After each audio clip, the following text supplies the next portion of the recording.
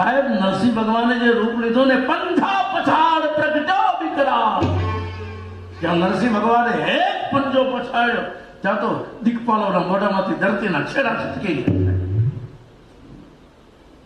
અરે લક્ષ્મીજી ગભરાઈ ગયા છે.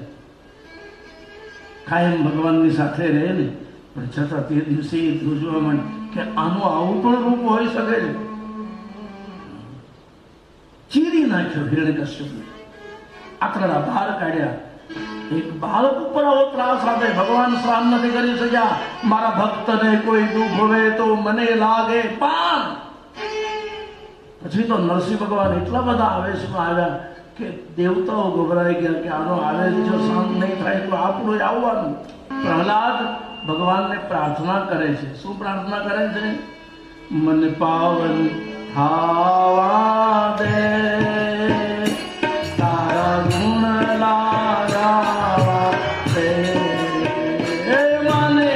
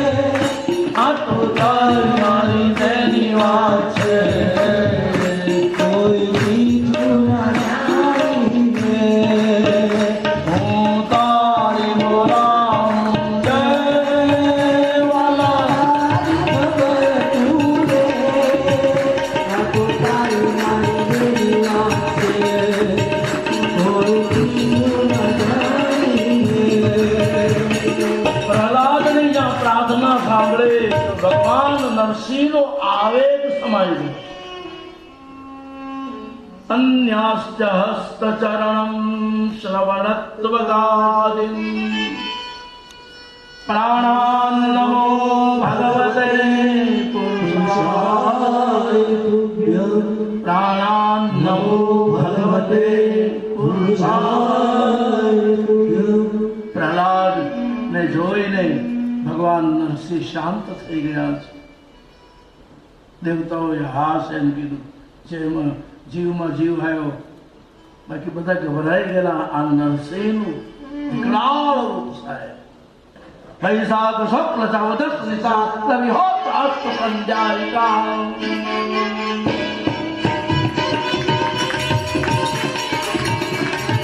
અરે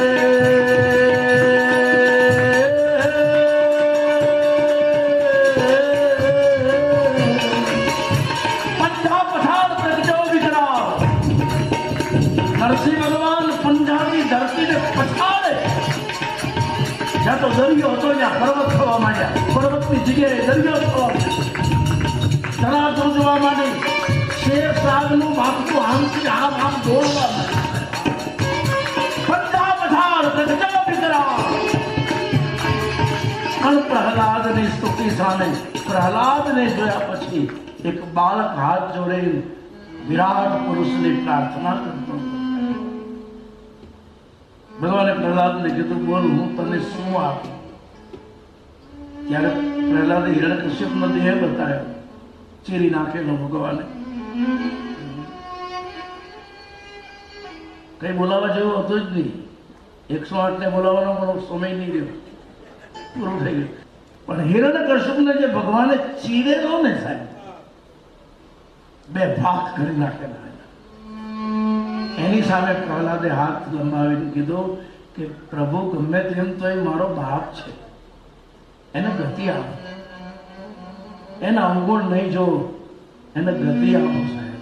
એ વખતે ભગવાન શું બોલ્યા છે ખબર? હે પ્રહલાદ, મારા હાથથી મર્યો એટલે ગતિ પામવાનો જ છે, તારે માંગવાની જરૂર નથી. એને માટે તો મેં અવતાર લીધો છે. જય અને વિજય ભગવાનના બે દ્વારપાલો. સનત કુમારોની પાસે શ્રાપ લીધેલો. સનત કુમારે કીધેલું, પ્રેમથી બચશો તો 7 જન્મમાં ગતિ થશે, વેરથી બચશો તો 3 જન્મમાં ગતિ થશે. શોર્ટકટ જ પસંદ કરવાનો. પહેલો જન્મ હિરણાક્ષ ને હિરણ્યકશ્યપ, બીજો જન્મ રાવણ ને કુંભકર્ણ, ત્રીજો જન્મ શિશુપાલ અને દંતવક્ર. એટલે ભગવાન કે તું એ ચિંતા છોડ નહીં, તું તારા માટે માંગ. ભક્તિમ પ્રયચ્છદ પુંડરવ નિર્ભરામ મે. સાહેબ, ભક્તિની મહિમા કેટલી છે. પ્રહલાદે હાથ જોડીને કીધું, પ્રભુ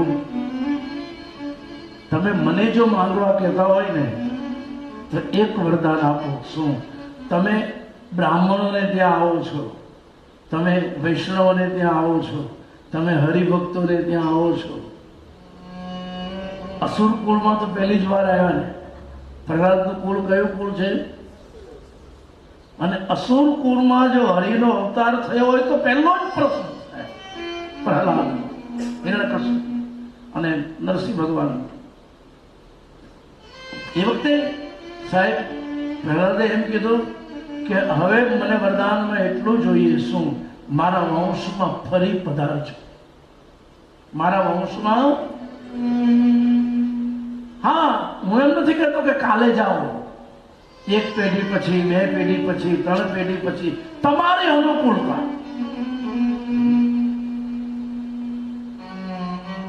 સાહેબ પ્રહલાદે આવું વરદાન શું કામ માંગ્યું? આ બહુ વિચાર લાયક પ્રશ્ન છે. પ્રહલાદે એમ કેમ માંગ્યું કે મારા વંશમાં ફરી વખત પધારજો? ભગવાન ક્યારે આવે? ભક્તિ અવિરત રહે તો આવે. પ્રહલાદે અવિરત ભક્તિ માંગી છે સાહેબ.